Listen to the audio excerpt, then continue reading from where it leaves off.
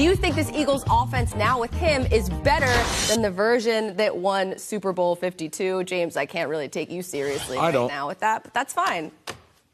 Serious, James. There we go. I'll start. If we're talking about the team that won Super Bowl 52, we're just talking about it on the couch. It's Nick Foles or Carson Wentz, I think. Right? I mean, am I missing something here, Mike? Yes, you are.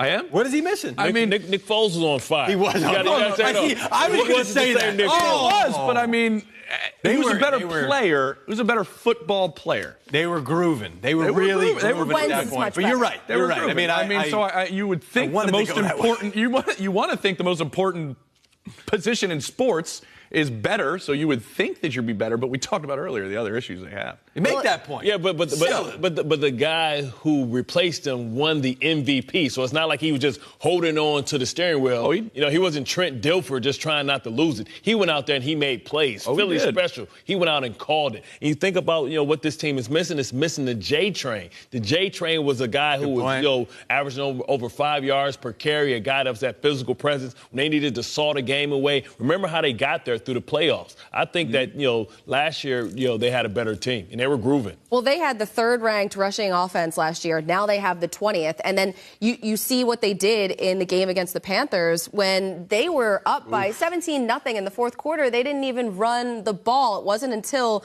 the Panthers had already taken the lead that they finally had a rushing attempt. I mean, that run game really, really kind of weighs them down compared to the team. I like that we haven't mentioned Golden Tate. You're from 0 for 2. I know.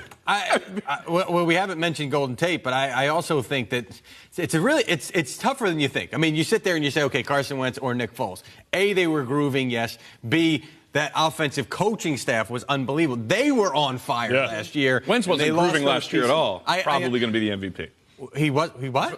I mean, before he gets hurt. But everything was grooving last year. Wentz was grooving. We need the parameters of, are we talking the moment they won the Super Bowl, or are we talking the offense as a whole? We're taking the best parts and putting it all together. I mean, those are two completely different things. I do think that this staff is getting better and getting their chemistry better with Mike Rowe as the offensive coordinator and Press Taylor as the quarterback's coach. So now you add all of that. If they can get back into that rhythm from a game planning and play calling standpoint, and you add Carson Wentz to the mix, then yes. I'd say the only difference that I would give the edge to last year's team would be the running back situation right now. They don't have that grinder. I don't even think Philly makes the playoffs. Wow. What? Skirt?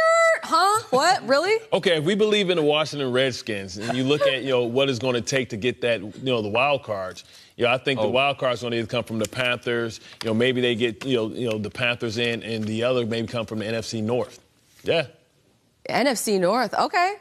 Yeah, I could. I mean, you look at the problems that this Eagles team has. The secondary. I'm sorry to hurt your feelings. No, it's okay, everybody. It's all right. I'm going to be okay. But yeah, the secondary is a lot different than last year. But there are a lot of players that were hurt last year during that Super Bowl run that are healthy and are back now. But I think the addition of Golden Tate that really does. Foles isn't playing. Right. Peter's hurt. Darren Sproles. Darren Sproles, Darren Sproles and Eric Berry are in a race to see which day-to-day player can come back first after Eric Berry being listed out as doubtful every Sunday. And still day-to-day. It's unbelievable. Yeah, that's true.